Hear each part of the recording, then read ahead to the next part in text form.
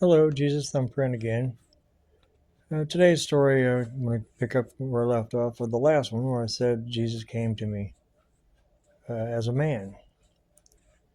When I was like 16, I believe, 16 to 18, right in there. I was still in high school. I think it was 16.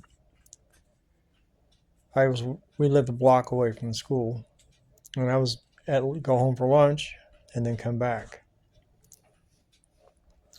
And on this side, a three-story building, there was just grass and open area, and then a road that ran down along the away from it to drive through to the other building.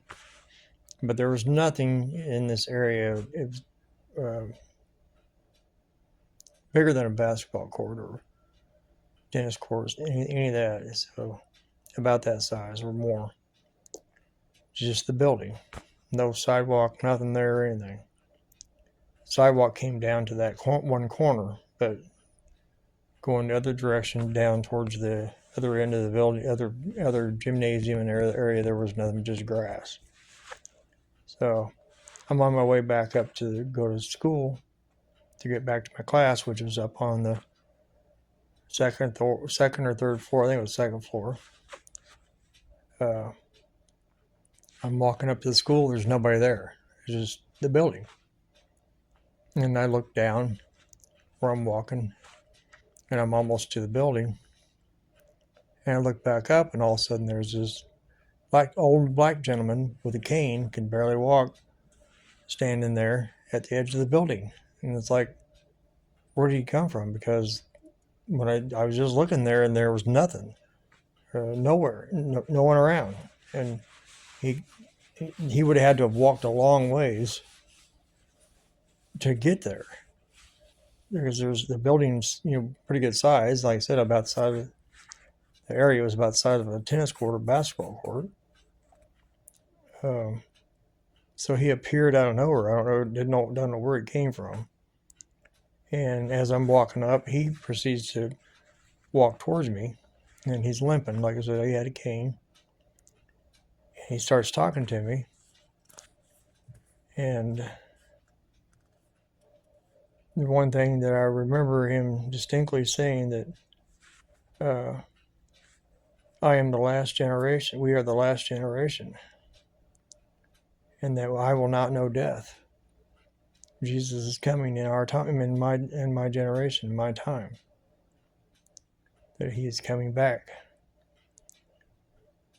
And I said, okay, yeah, I hear you. And I looked up at the window, and where my class was at, and I could see people up there. And I proceeded to say, I got to get to class. I'm late, and I look back down at where he, looked back at him, and he was gone.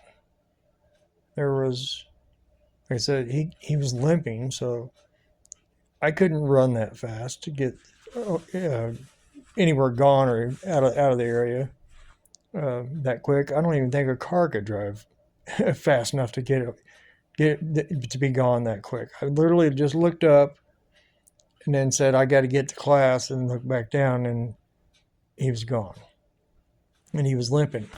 They say he was an older black gentleman, and he had a cane. And you have to understand that in my town at that time, back in the 70s, there was no black people. Nowhere. Never before I'd ever seen him, nor did I see him after that. And I lived there, like I said, for all my life. Grew up there. So he was an angel, because he appeared out of nowhere and he disappeared out of nowhere, just vanished.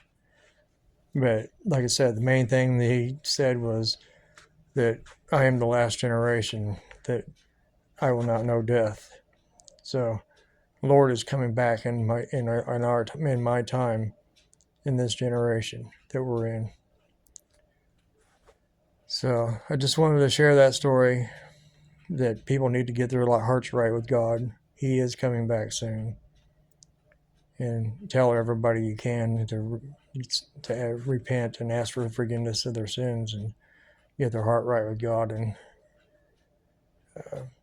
receive Jesus into your life and serve Him and like I said, go and sin no more. Ask Him to forgive you and turn away from those evil things in this world and be not of the world. Be the example.